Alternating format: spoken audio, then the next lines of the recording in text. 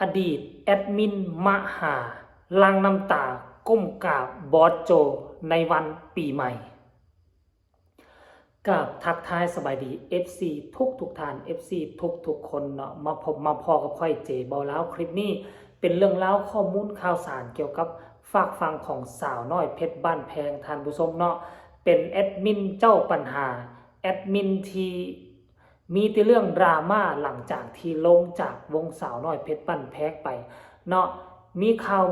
ว่าไปก่อเหตุหั่นไปเฮ็ดนี่โอ้ยจนเฮ็ดให้บอสโจเอื้อมละอาในช่วงนั้นจึงออกมาประกาศตัดขาดว่าจะให้ไปเหยียบโดมสาวน้อยเป็นอันขาดกับวงสาวน้อยเพชรบ้านแพงก็คือบ่มีส่วนเกี่ยวข้องอย่างทั้งหมดตอนตะกี้เนาะแล้วบอกว่าถ้าเราไปสร้างเรื่องสร้างเล่าไปเป็นหนี้เป็นสินไปเฮ็ดนั่นเฮ็ดนี่สิ่งที่บ่ดีก็คือสาวน้อยเพชรบ้านแพงบ่รับบ่ฮู้นำเราได้ประกาศชัดเจนแบบนี้แล้วตัดห่างปล่อยวัดแต่ว่าก่อนหน้าจะฮอดปีใหม่นี่บุคคลคนนี้ได้มาที่บริเวณแถวโดมสาวน้อยและเข้ามาป้วนเปี้ยนอยู่ในโดมของสาวน้อยจึงเฮ็ดให้ทุกคนสงสัยเพราะว่าอุปกรณ์ไฟบอกไฟบีมของสาวน้อยได้ตกเหี่ยเสียหายไปหลายดวงเติบก็เลยจับต้นส้นปลายบ่ได้ไปเช็คเบิ่งกล้องก็ไปเห็นแอดมินคนนี้มาว่าซั่นเด้แต่ว่ามื้อนี้เราก็ได้กลับมาอีกครั้งนึงมาพบมาพ่อกับบอสโจมาพบมาพ่อกับไอ้ยาวเนาะยาวเพชรบ้านแพงสายงาใหม่ของเพิ่นตะกี้เป็นยาวลูกยีก็เจอบอสโจอบรมสั่งสอนไปก็หลายเติบแต่ว่าตามที่ฟังสำเนียงเสียงเว้าของบอสโจก็คือว่าคือเว้าแบบรำคาญแหมคันสิเว้าหลายไปเขาก็จะมาขอทำงานจะมาขอเฮ็ดเวียกคันสิไล่ให้หนีเลยมันก็สิเป็นการเสียมารยาททั้งบอสโจก็กลืนบ่ได้คายบ่ออกแต่ว่าปัจจุบันนี้ทั้งแอดมินอดีตแอดมินมหาเพิ่นก็ได้เวียกใหม่แล้วแหละเพิ่นไปช่วยการช่วยงานอยู่ห้านอีหยังก็ห้านลับปอกลับเป็ดบ่ฮู้ว่าเป็นห้านเพื่อนของบอสโจหรือบ่เราก็บอกว่าเราก็ใช้ความสามารถที่บอสโจเคยสั่งสอนมาหั่นแหละว่าไปทำมาค้าขายไปช่วยกันไปช่วยเป็นลูกมือแล้วก็ช่วยโปรโมทสร้างเพจสร้างอย่างต่างๆให้ห้านลาบเป็ดแห่งนี้นะท่านผู้ชมเนาะแล้วก็บอสโจก็ว่าโอเคสัญญาขั้นกรณีว่ามือหน้าได้ผ่านกายไปกายมาก็จะได้ไปหาแล้วก็จะได้ไปบอก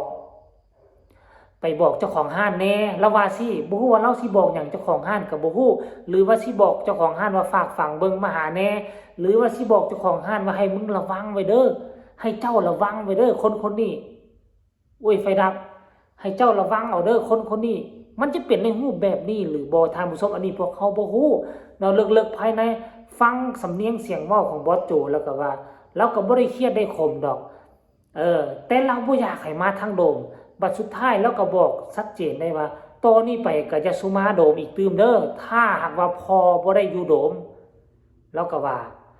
ถ้าค่อยบ่ได้อยู่โดมถ้าค่อยบ่มาโดมอย่าสูมาเด้อถ้ามื้อใดค่อยมาแล้วคันอยากมาหาก็ค่อยจังมาจังค่อยมาแล้วว่าลักษณะนี้จงแจ้งเลยได้ถ้ามื้อใดค่อยบ่อยู่เจ้าจะสูมาผมมีแต่ซ่อนุดอยู่มีแต่ผู้หญิงเขาอยู่ความปลอดภัยมันก็คือว่าแหละมันก็สิบ่ปลอดภัยแล้วมันก็บ่สมมาพาควรเจ้าบ่แม่นเขาเอิ้นว่าเจ้าบ่แม่นสมาชิกเจ้าบ่แม่นพนักงานขององค์กรแล้วเพราะฉะนั้นแล้วเจ้าก็บ่ควรสิมาเนาะท่านผู้ชมเนาะเดี๋ยวค่อยจะให้ทุกคนไปเบิ่งคลิปนี้สั้นๆเนาะเป็นคลิปประมาณ1นาทีต้องขออนุญาตเด้อมากราบผู้เคยมีพระคุณในปีใหม่ฟ้าใหม่นี่ว่าซั่นเด้แต่ว่าตอนที่เราเคยตอบโต้ก่อนหน้านี้เนาะที่เราเคยตอบโต้แบบว่าตู่เพียงแต่มาหาซ่อเพื่อจะมาหางานทำว่าซั่นเด้โอ้ยอย่าสุคิดบอสโจเราบ่เอาแน่นอนอยู่แล้วเราเคยเว้านะท่านผู้ชมเนาะต้องติดตามกันยาวหลังจากเบิ่งคลิปนี้แล้วเฮามาพ้อกันในช่วงต่อไปวิธีกำลังใจลูกเต้าลุกขึ้นกำลังใจยังว่าสู้กันไปคิดดอกสู้กันไปตามวิธีแต่ก็ต้องสู้มึงนั่นแหละก็ได้เลือกแล้วเพราะได้เลือกไปจังซั่นมาหันพ่ออยู่เขาว่าของหายก็เลยว่าไปเชื่อมงกองเพื่อมาหาเขามาหยังก่อ ผมมาหาแกอาจารย์มันหน่วยครับ มือหนึงแหละครับผมก็ขี่รถมาเบิ่งอะไรว่าพ่ออยู่บ้านบ่ว่าสิมาไหว้พ่อครับ พอทุกหาก็บ่รับมันนี่ ผมบ่มีโทรศัพท์ใส่ผมบ่ใส่โทรศัพท์ครับ บ่ได้โทรศัพท์เราติ ครับผมบ่ใส่โซเชียลเลยครับตอนนี้ เอาอยู่กันไปสู้กันไปตามวิธีอยู่ใส่ก่อนย่านจุรับเป็ดบ่ ครับอยู่กับพ่อโจรับเฮ็ดกำลังแต่งร้านแต่งหยังเฮ็ดชายหาดหน้าร้านให้เพิ่นอยู่ครับเฮ็ดเป็นสระอย่างงามแล้วพ่ออยากให้พ่อไปเบิ่งอยู่ครับเพราะว่า โอเคฉันพอมาฉันมีโอกาสยังเขามาหาแต่ว่าฉันพอมากก็บ่ต้องมา ครับผม เท่านั้นเดี๋ยวมื้อหน้าสิมีโอกาสจะไปกินเขาวอยู่ร้านจุรับเป็ดบอกเจ้าของร้านเนาะนำ ครับ เพราะมื้อนี้ก็ชี้ไก่อยู่มันว่าเรียกว่าเดี๋ยวมื้อหน้าพุ่นละ ครับ เมื่อกี้มื้อนึงเอาสู่ไปสู่มันไป ครับผมก็ วิธีอย่าไปหาไปอันใดเฮ็ดแนวบ่ดีก็อย่าไปเฮ็ด ใส่ความรู้จากพ่อแล้วครับ อันใดบ่ดีอย่าหาไปเฮ็ดเด็ดขาด ครับเพิ่นบอกว่าให้ลงเพจให้เพิ่นผมก็มื้อวานผมก็ลงไปคลิปหนึงก็อยาก เอา ให้ อันใดเจ้าของมีความสามารถเจ้าของ ครั ก็ บ ใส่ไปเฮ็ดไป เป็นไดล่ะทุกคนก้มกราบลังน้ำตา แต่ว่าฟังสำเนียงเสียงเว้าของบอสโจแล้วก็บ่สะอ่อนน้ำตาเราบ่ตกย้อนดอก เพราะว่าคือคนประเภทนี้นี่เราได้เฮ็ดน้ำไผเราจะเฮ็ดสุดใจ ในเมื่อเราทุ่มเทเราเฮ็ดไปสุดใจถ้าว่าบ่มีผลกำไรบ่มีผลดีอย่างออกมามีแต่เลวร้ายลงไป มีแต่ตกต่ำลงไป แล้วซ้ำบ่นำบ่อยู่ในกฎบ่อยู่ในเกณฑ์บ่อยู่ในกติกาอันนี้เป็นสิ่งที่เราสร้างที่สุดเนาะตนเองเฮ็ดให้ตนเองตกต่ำหลังจากนั้นออกจากบอสโจก็ให้ไปกราบไอ้ยาวถือว่าเป็นบรมครูตลกคนหนึ่งก็ไปกราบไอ้ยาวเพิ่นก็สร้างกระสอนไปจากบทหนึ่งแก้มตลกแน่นิดท่านผู้ชมเห็นบ่ล่ะอยู่ในวงสาวน้อยน่ะตลกดังที่มีชื่อเสียงในเมื่อก่อนหรือว่าศิลปินรุ่นใหม่ไผก็อยากลั่งไหลเข้ามาอยู่ในวงสาวน้อยเพชรบันแพงแต่ว่าเจ้ามีโอกาสแล้วเจ้ากลับบ่คว้าโอกาสนี้ไว้ชีวิตกำลังจะรุ่งจะโรจน์แต่บัดสุดท้าย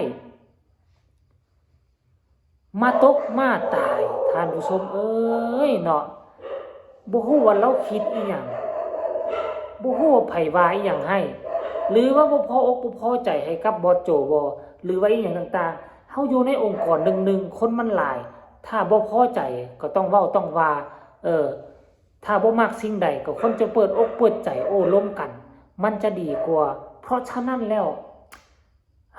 เดินเกมพลาดเองบ่ต้องโทษผู้ใดในเมื่อเจ้าโดนเดินเกมพลาด